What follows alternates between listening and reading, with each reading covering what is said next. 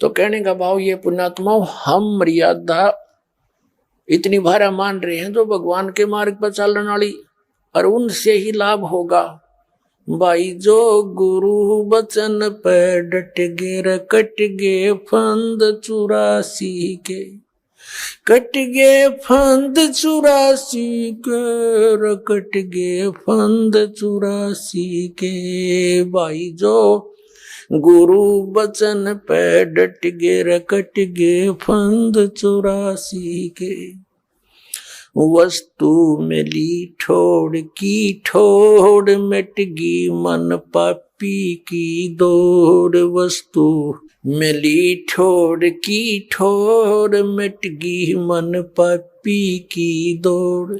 भरम मिटे मथुरा काशी के, भरम मिटे मथुरा काशी के। भाई जो गुरु बचन पर डट गे रकट गे फंद 84 के। अब पुण्यात्माओं, सदना जैसे कसाई का उद्धार कर दिया उस परम पिता ने, तो आप का तो कहना है कि है जिस मार्ग पर लग जाओ, तो वही मार्ग, वही परमात्मा और वही ज्ञान, वो समाधान आज इस दास को दे रखा है उस दाता ने। इसका लाभ उठाओ, औरों को भी समझाओ, सच से परिचित हो जाओ। तो जब तक हम इस भक्ति मार्ग पर जब चलते हैं तो हम मर्यादा से कतरा जाते हैं और लोक लाज में आकर मर्यादा भंग कर देते हैं। भगवान का कनेक्शन कट जाता है, पावर वाला काम आपका बंद हो जाता है। जैसे आपने कनेक्शन ले रखे, जैसे दास का जन्म एक किसान परिवार में हुआ। पहले हमारी माताएं हाथ से आटा पीसा करती थी, हाथ से ही पशुओं के चारे के लिए मशीन हुआ करती, हाथ ही गंडासा बोला करते, उसने काटा करते, और फिर मोटर लगा के बिजली का कनेक्शन ले लिया, वह पावर मिल गई। अब पावर से जो काम हुआ cut cut cut cut cut cut मिनटों में, घंटों में ढेर लगा दे। पहले 10 घंटा में ना हो, इतनी पशुओं का चारा काट के रख दे, आटा पीस दे। तो पावर जब आपको मिल जाती है तो पहले आपके जो प्रारब्ध में यानी अपना मैनुअल काम थे उनसे घना काम होता है, और जब आपका कनेक्शन कट जाता है तो फिर जो के तो फिर वो मैनुअल रह गया, आपके पावर वाला काम तो बंद हो गया। तो इस प्रकार आप जिस कनेक्शन ने ना कटने दो, और काल का पहला दाव है कि ये इस कनेक्शन ने कटवाओ। आप क्या नाम ले गए, गांव में पहुंच गए, गांव वाले नौके काहे का नाम लिया, तो तो ये भी छोड़ दिए, माता भी नहीं पूजता, पितर भी नहीं पूजता, और जो सामूहिक काम से ये धार्मिक ये भी नहीं कर रहा।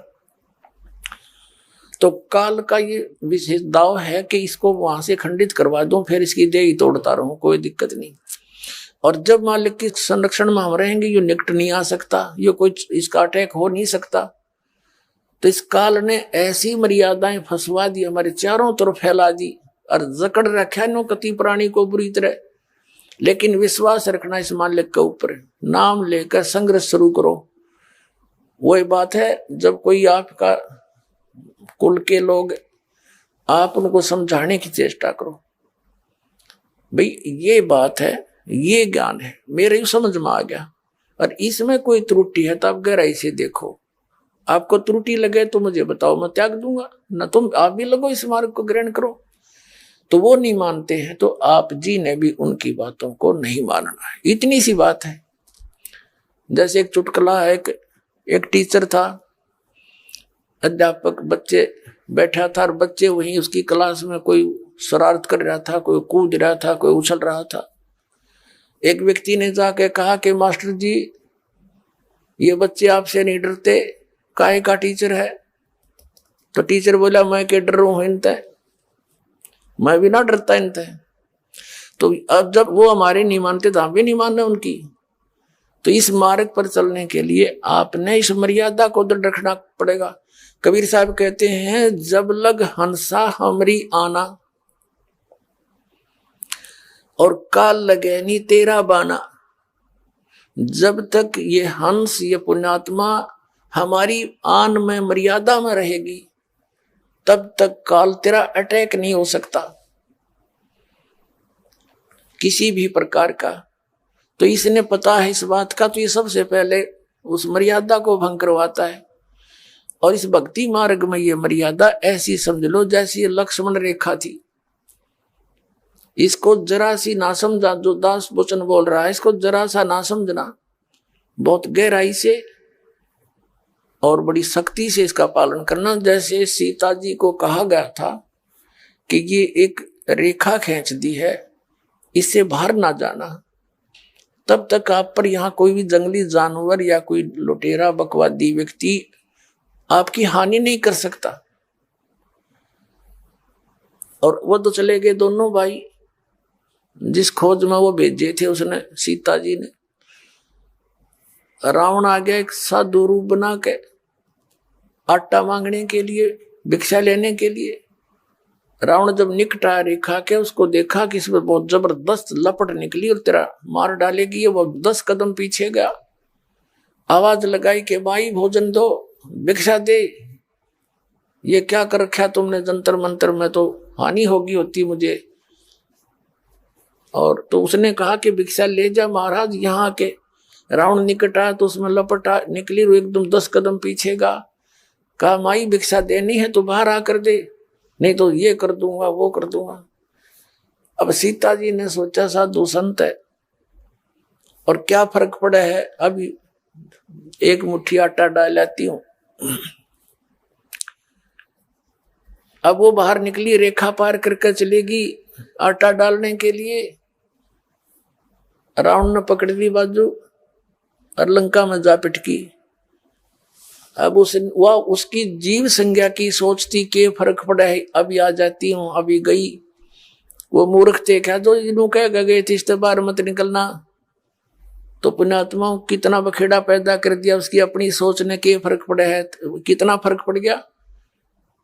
लाखों लोग मरवा दिए। आप 10-12 वर्ष आप पड़ी रही इसकी कैद में, खाना न पीना, नहाना न धोना, रोआ पीटी, पड़ गया फर्क। तो पुण्यात्मा ये परमात्मा की जो मर्यादा कबीर साहब की है, इनको लक्ष्मण रेखा समझ लेना और फिर देखना मालिक क्या हाथ है, कितना सुख आपको देगा, आपको यहाँ सारी सहायता देगा, आपकी जीवन एक्सटेंशन करेगा। जब चाहोगे जब मरियो, काल निकट नहीं आ सकता आपकी मौत लेकर के। तो यहाँ परमात्मा हमें याद दिलाते हैं कि मन तू सुख के सागर बस रे, भाई और ना ऐसा यस रे। यहाँ का कितना यश बना ले किसी भी क्षेत्र में, तू यहाँ कितना प्रभु पाक ले, और सत साधना ना करके ये और डले ढोके अन्य साधनाएं काल सतर्की करके ये ऋषि मैं ऋषि आज तक प्रभुता के पात्र और बड़े प्रभु नजर आते थे। जैसे एक अगस्त ऋषि ने एक सिद्धि प्राप्त कर ली, उसने उस सिद्धि के आधार से 7 समुद्रों को एक ही घूंट में ऐसे चुरू भर के पी लिया। सारे समुद्र खत्म हो गया, पानी नहीं रहा उसके अंदर एक घूंट भी। और फिर हाहाकार मच गई, सबने प्रार्थना की, उल्टा है उसमें कहते कुरला कर दिया, समुद्र भर गया, वो एज इट इज फॉल हो गया। अगस्त ऋषि की होगी प्रभुता, यस हो गया उसका। जड़ा देखो वहां जहां देखो वही अगस्त ऋषि ने ऐसा कर दिया, अगस्त ऋषि ऐसा कर दिया। आगे क्या बनेगा? अगस्त ऋषि इन सिद्धियों की से प्रभु बन गया, आगे गधे की योनि में जाएगा, क्योंकि वो सच साधना नहीं इसके पास। तो परमात्मा कहते ये यश, ये झूठे यश है। जैसे इन सभी ऋषियों की पोल उस समय खुली जब पांडवों ने अश्वमेध यज्ञ करी थी, और उसमें एक ऐसा कंडीशनल वो रख दिया, शंख अलग से सुसज्जित स्टेज के ऊपर एक 5 मुख का शंख रख दिया कि सभी संत ऋषि महर्षि इस धर्म भंडारे में भोजन कर लेंगे, धर्म यज्ञ में। तो जो परम संत साधु होगा इन जीवने वालों में, तो ये शंख अपने आप बोल लेगा। 33 करोड़ देवता, 88,000 ऋषि और 12 करोड़ ब्राह्मण, ये सारे अगस्त पगस्त या वशिष्ठ मुनि ये सारे वहीं पर बैठे थे। और समेत श्री कृष्ण जी त्रिलोकीनाथ ने भोजन कर लिया, वो शंख नहीं बजा। तो इससे सिद्ध हो गया कि इनकी भक्ति यूजलेस थी। जो कृष्ण जी की भक्ति करके मोक्षधाम में थे, श्री कृष्ण भी वहीं बैठा था, भोजन खा लिया था उसका, उससे भी वो यज्ञ संपूर्ण नहीं हुई। कहते हैं एक वाल्मीकि नीचे कुल साधु, जिन शंख पचायन पूरा नादु।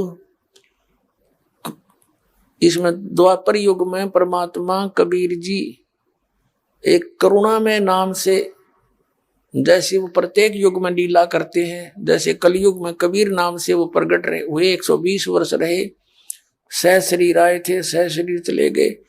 एक संत और एक सतगुरु की, एक भक्त की भूमिका करके एक उदाहरण पेश करते हैं। तो ऐसे वो करुणा में नाम से आए हुए थे द्वापर में, चारों युग में आते हैं भगवान। और उनका और वाल्मीकि परिवार, उनको जो बालक रूप में आए थे कमल के फूल पर, एक वाल्मीकि परिवार उठा ले गया था मालिक को।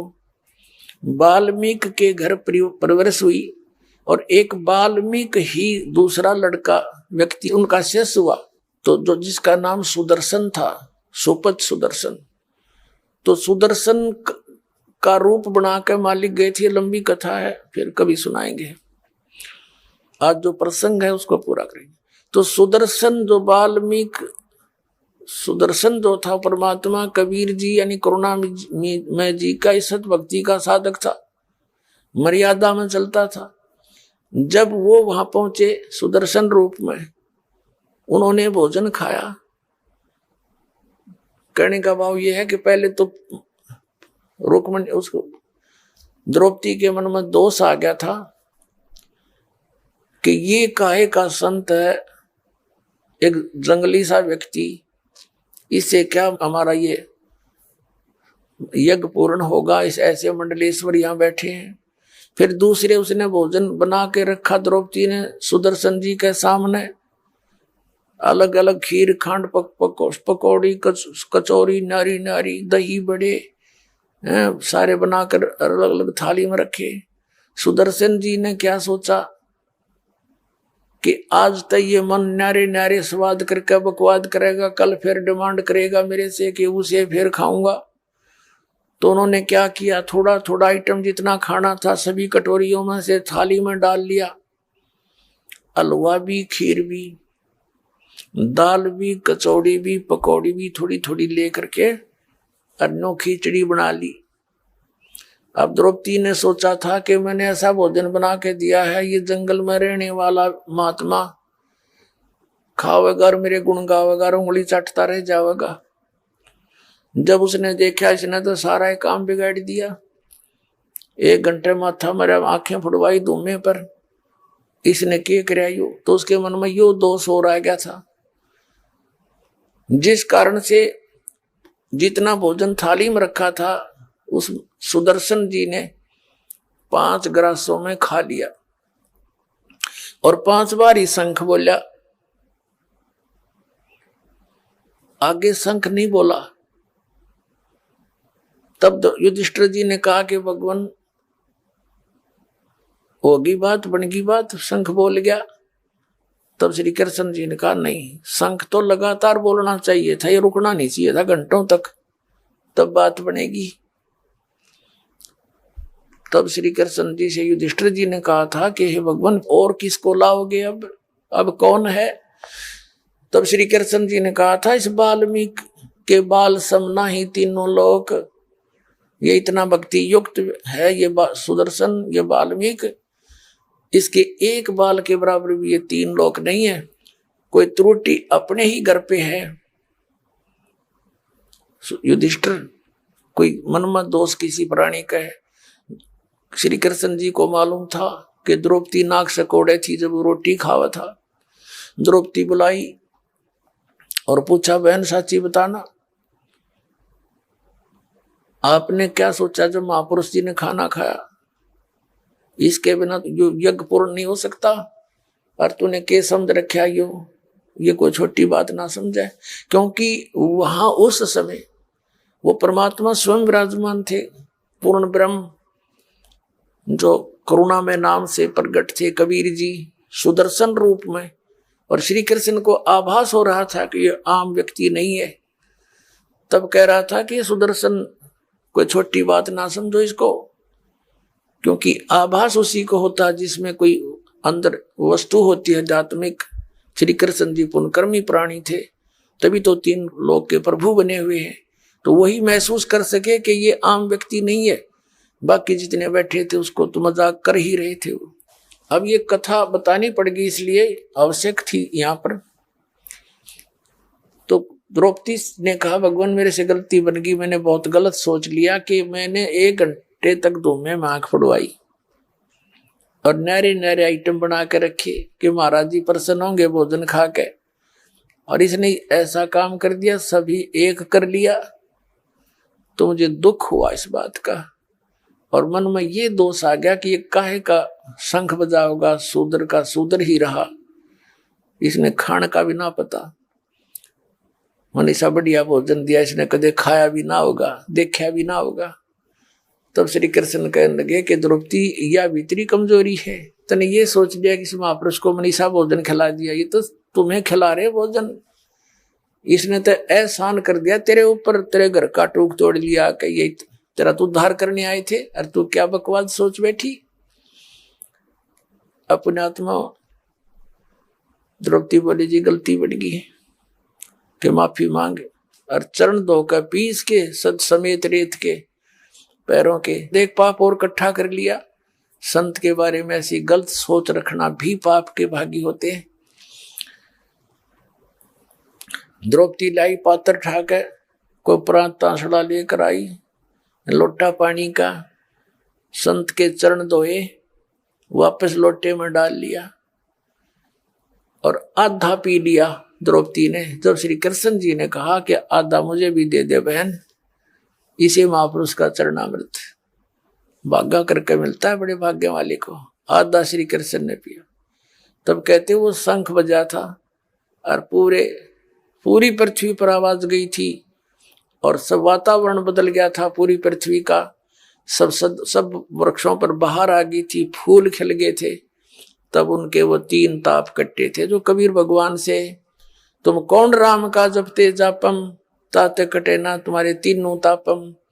तो वहां कहते हैं और ज्ञानो माया के पूता, ये जितने बैठे थे ये सर्व रिद्धि सिद्धि के पुजारी थे, जितने 33 करोड़ देवता, 88,000 ऋषि, 12 करोड़ ब्राह्मण, कहते हैं 12 कोट वेद के वक्ता, और सुपच का शंख बजा रहे।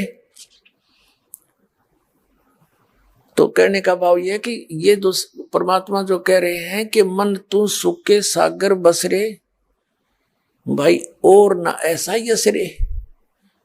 अब ये सुख के बने बैठे थे जो महात्मा, जैसे दुर्वासा जी ने सिद्धि प्राप्त कर रखी थी, और सिद्धि प्राप्त करके प्रभु पा क्या पड़ा था। एक दिन अम्बरीश राजा के दरबार में जाकर सिद्धि प्रयोग कर दी।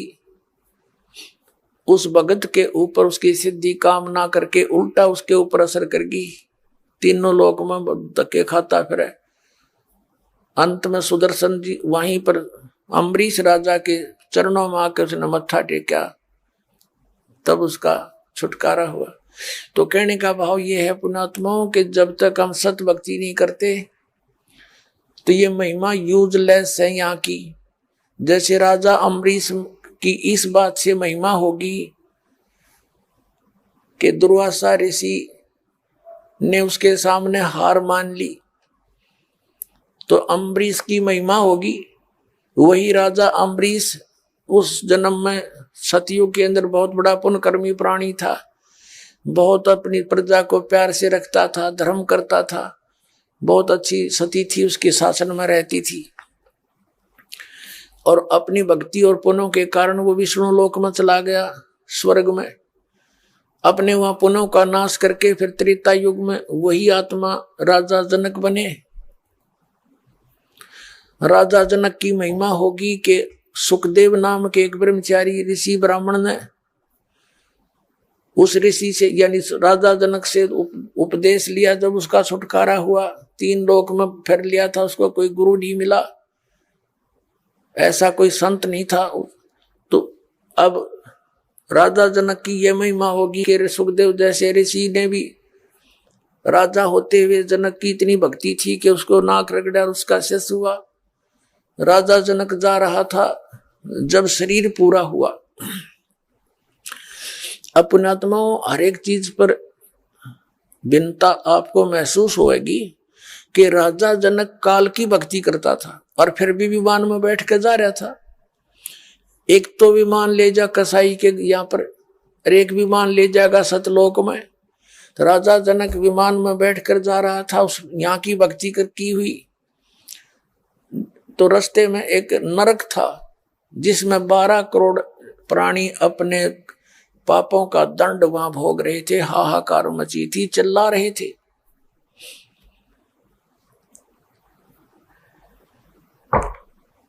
राजा जनक ने दयालु था, न्यायकारी राजा था। राजा जनक ने कहा कि विमान रोको, चालको, और पता करो ये चिल्लाने की आवाज किसकी है, क्या कारण है। तो उनको तो मालूम था, वही बता दिया जी यहाँ पर एक नरक है और नरक में ये आत्माएं जो है अपना किए हुए पाप कर्म का दंड भोग रही है, इसलिए चिल्ला रही है। तो राजा जनक ने कहा कि इनको छोड़ दो, छुड़वा दो, मुझसे देखा नहीं जाता। तो साथ आए वे जो पारखत थे, यानी भगवान के दूत थे, वो देवदूत थे और विमान चालक थे। उन्होंने कहा राजा यहाँ आपका हुक्म नहीं चलेगा, यहाँ तो धर्मराज का हुक्म चलता है, न्यायाधीश का। तो राजा जनक ने कहा कि न्यायाधीश से मेरी बात कराओ। अब वो गए पारखत वहां धर्मराज के पास ही, ऐसे ऐसे जिद कर रहे हैं राजा जनक और कह रहे हैं या तो इनको छोड़ दो ना मुझे भी यहीं छोड़ दो, इन्हीं में डाल दो। धर्मराज वहीं आ गया और कहा राजन ये अपना कर्म भोग रहे हैं, आप अपना पुण्य के लिए चलो, स्वर्ग में आपके बहुत पुण्य है। राजा जनक नहीं माना कि नहीं, या तो मुझे भी यही छोड़ दो या इनको नरक से निकाल दो। तब धर्मराज ने कहा कि एक विकल्प है, आप अपने पुण्य इनको दान कर दो, संकल्प कर दो, फिर छोड़ देंगे। राजा जनक ने कहा मैंने आधे पुण्य इनको संकल्प कर दिए। तो राजा जनक के द्वारा दिए गए पुण्यों के आधार से उनको वहां से निकाल लिया, नरक से 12 करोड़ आत्माओं को विमान में बैठा कर स्वर्ग भेज दिया। अब राजा जनक आधा तो खाली वहीं कर दिया, इस काल ने दे जाल देख इसका, बिना ज्ञान के आदमी नो लुटता फिरता अभी तक, भक्ति करे बिना विवेक, बिना विवेक की साधना और इस तरह के दान भी व्यर्थ होते हैं। अब दोनों स्वर्ग में चले, वो 12 करोड़ भी और राजा भी जनक भी स्वर्ग में अपना ठाठ से घूमे। राजा जनक की फिर महिमा होगी कि दानी बड़ा भाई, इसने तो ऐसा कर दिया। अब क्या बताया परमात्मा ने कि जब तक राजा जनक के द्वारा दिए गए पुण्य उन 12 करोड़ के अंदर एवरेज बांट दिए गए, जब तक वो पुण्य रहेंगे तब तक वो स्वर्ग में ठाठ करेंगे, और जब उनके पुण्य समाप्त हो जाएंगे तो 12 करोड़ फिर उस नरक में डाली जाएंगी। वो पाप उनके पेंडिंग है नो के नो। और उधर से राजा जनक के आधा खाली करा दिया। फिर वही राजा जनक यानी राजा अम्बरीश वाली आत्मा जो ऐसे यश प्राप्त किए थे, अब कलयुग के अंदर वो श्री नानक देव जी बने हैं। श्री कालू राम मेहता के घर जन्म हुआ और फिर उनका विवाह हुआ, 2 पुत्र प्राप्त हुए। एक सुल्तानपुर के नवाब के यहाँ नौकरी करते थे। पहले तो उनके आप नौकर हुआ करते राजा होते हुए, और स्वयं फिर आप नौकर लग गए वो पुनों को बर्बाद करके। फिर वो मालिक दयालु आए, उनको बेई नदी पर मिले जहां वो स्नान करने जाते थे जिंदा के रूप में। कहते हैं जो जन मेरी शरण हूं ताका हूं मैं दास, और गेल गेल लग गया फिर जब लग धरती आकाश। राजा अम्बरीश थे तब भी मालिक मिले, परमात्मा से प्रेरणा पाकर उनकी बात को स्वीकार नहीं किया, लेकिन भक्ति पर लग गए दृढ़ता के साथ। और राजा जनक को भी मालिक मिले थे कबीर जी जाके, तब उनको ये ज्ञान हुआ था, लेकिन उनकी बात को स्वीकार नहीं किया। मालिक को पता था, काल ने ये कह रखा है कि कलयुग में जीव गणे ले जाना। परमात्मा को पता था कि सतयुग त्रेता द्वापर में ये गणे दुखी ना हो, और जब तक ये दुखी नहीं हो लेंगे इतना मुझे ये पहचान नहीं सकते। क्योंकि जब तक इंसान की पूर्व जन्म की कमाई के से जो पुण्य उसको प्राप्त हो रहे प्रारब्ध के, वो ये सोचता है कि जो साधना तू कर रहा है इनसे मुझे मिल रहे, और इतना विवेक नहीं कि ये साधना तो जैसे ये दास पहले हनुमान पुजारी था, हनुमान जी की पूजा करता था, मंगलवार का व्रत रखता था, सालासर माथा टेकन जाया करता था। बाबा श्याम जी की परंपरागत पूजा थी, राम कृष्ण राधे श्याम सीताराम जो भी मंत्र आ गया वो गमोड़ दिया करते थे, और सारे सुख होते जा रहे थे। संतान हुई, नौकरी मिल गई, पास हुए परीक्षा में, तो इन्हीं को क्रेडिट देते थे कि भगवान की दया से हो गया, श्याम जी की दया से हो गया, बाबा हनुमान ने मौज कर दी, श्री कृष्ण जी विष्णु जी की दया करते होगी, यानी सबको ही इसका आधार मानते थे। अब पता चला ये तो कुछ दे सकते ना ले सकते, ये कुछ नहीं कर सकते, हमारे प्रारब्ध में ये परिवर्तन कर ही नहीं सकते, ये हमें दे ही नहीं सकते जो हमारे भाग्य में नहीं है। तो मिल रहा था हमारे कर्म का, और शाबाशी मिल रही थी इन भगवानों को। तो त्रेता द्वापर सतयुग के अंदर परमात्मा को पता था ये पुण्यकर्मी प्राणी है, तो इनका पूर्व जन्म का पुण्य, जैसे अब आप भक्ति करोगे ये हजारों वर्ष चलेगी सत्य भक्ति इस पृथ्वी पर, जो पार हो गए उनकी तो कहानी खत्म होगी, यहाँ से जड़ निकल गई, और जो रह गए नहीं समझाए भक्ति करके और रह गए यहीं पर, तो वो ही फिर ऊपर स्वर्ग में सब जगह इनके पुण्य नाश करा के फिर सतयुग में पटकेगा तुम्हें। सतयुग में फिर ये गलत साधना करते रहोगे, फिर भी सुख होगा।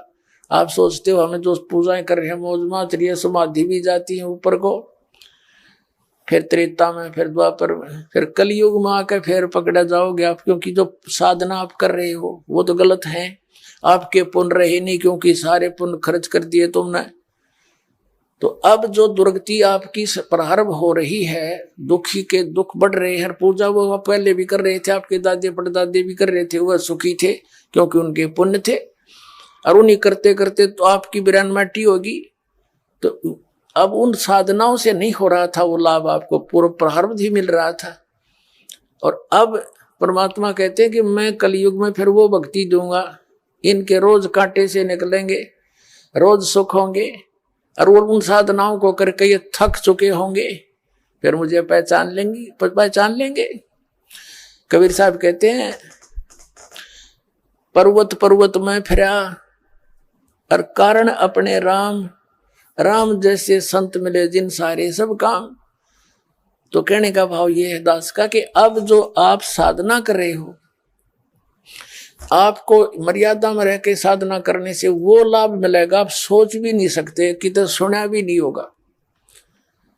फिर आप पिछाड़ में आ जाएगी कौन है भगवान, वो कबीर परमात्मा है। अब जो प्रसंग चल रहा है कि राजा अम्बरीश सतयुग त्रेता द्वापर में महिमा के पात्र बढ़े, और अंत में फिर क्या बने, नानक जी बन गए।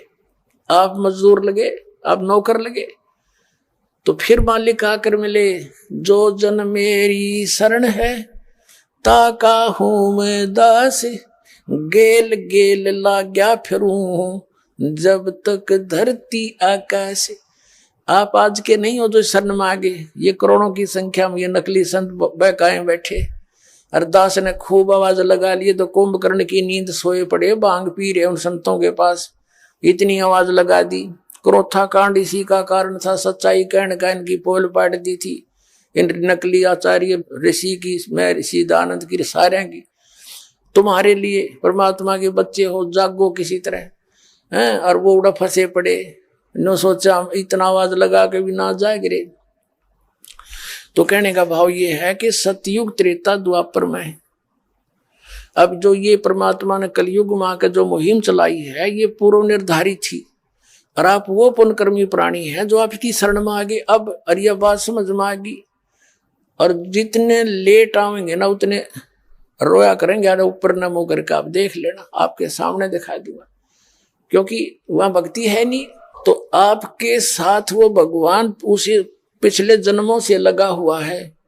जैसे नानक साहिब जी की आत्मा अम्बरीश राजा थे, वहां मिले उनको जाके, पर मालिक की बात तो स्वीकार नहीं करी, लेकिन प्रेरणा भक्ति की होगी। नाराज पाके कौन भक्ति करे। मालिक ने प्रेरणा दी, साधु बन के गए, उनके घर रुके। शुरू में जवान अवस्था थी, बहुत देर तक बाद समझ में आई, फिर ऐसी आई कि चल जैसी भी कर रहा था करके कुछ तो पुण्य कमाए, कुछ दिन तो स्वर्ग में रह गया उल्टा। फिर राजा जनक को मिले, फिर वही आत्मा नानक देव बने, वहां पहुंच गए। बेई नदी पे गोष्ठी करी, पहले उनसे ज्ञान समझाया, लेकिन पुराना रंग गणा था, नहीं समझ में आया। तो फिर सतलोक लेकर गए उस प्यारी आत्मा को। सतलोक में परमात्मा को देखा, और वही भगवान फिर काशी में कपड़ा बुनता देखा। तब कहा था, फाई सूरत मुलुक की वेश, ए ठगवाड़ा ठगी देश, खरा सियाणा बोता बार। ये दानक रूप रहा करता, नानक साहिब जी ने कहा था। ये गुरु ग्रंथ साहिब के अंदर 24 नंबर पृष्ठ के ऊपर ये पूरा शब्द लिखा हुआ है नानक साहिब जी का। तो पुण्यात्माओं, कबीर साहब कहते हैं, तो आप भी उन्हीं पुण्यात्माओं में से हो। पहले तो परमात्मा ने अपने गवाह बनाने थे कलयुग में। ये 6 गवाह तो दास को याद है परमात्मा के। कौन कौन? जिन्होंने परमात्मा कबीर जी को यहां भी देखा, सचखंड में देखा, सतलोक में, और दोनों जगह ये एक ही पाया। और फिर उन पुण्यात्माओं को वापस छोड़ा। उन्होंने फिर कबीर परमात्मा की महिमा अपनी अमृतवाणी रूपी एफिडेविट दे करके उन्होंने वर्णित की। कौन कौन है? आदरणीय धर्मदास साहिब जी, आदरणीय मुल्कदास साहिब जी, आदरणीय नानक साहिब जी, आदरणीय दादू साहिब जी, आदरणीय गरीबदास साहिब जी, गांव छुड़ानी जिला झज्जर वाले, आदरणीय गीसादास साहिब जी, गांव खेकड़ा जिला मेरठ उत्तर प्रदेश वाले। तो ये 6 गवाह तो दास के याद है उस परमात्मा के कि कबीर इज गॉड। जैसे नानक साहिब का था, आपने सुन लिया, फाई सूरत मुलुक की वेश, ए ठगवाड़ा ठगी देश, खरा सियाणा बोता बार। ये धानक रूप रहा करता।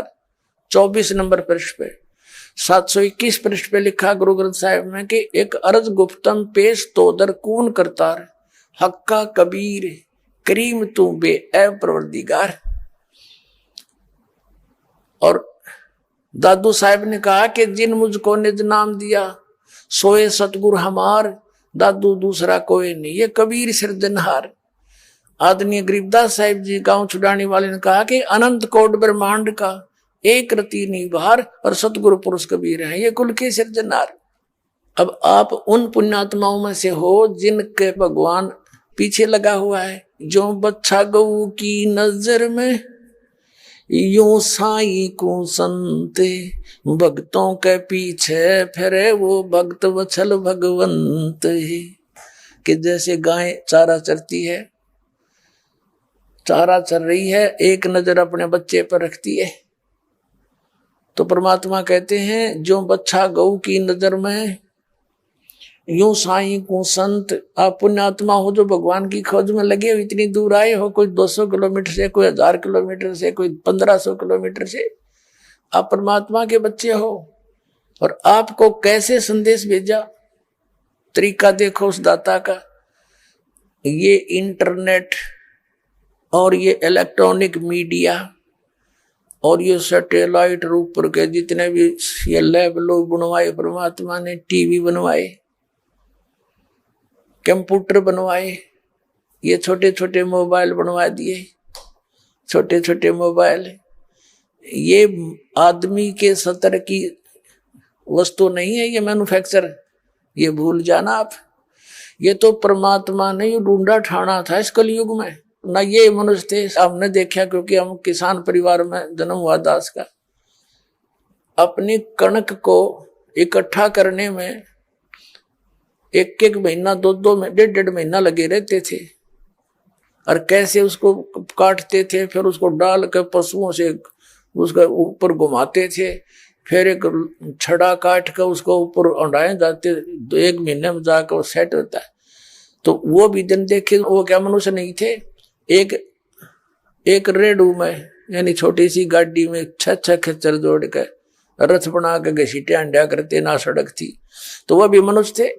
तो अब क्या कहीं और से आ गई मनुष्य, उनसे कम दिमाग है जो पहले वालों में था, लेकिन मालिक ने अब ये बनवाने थे।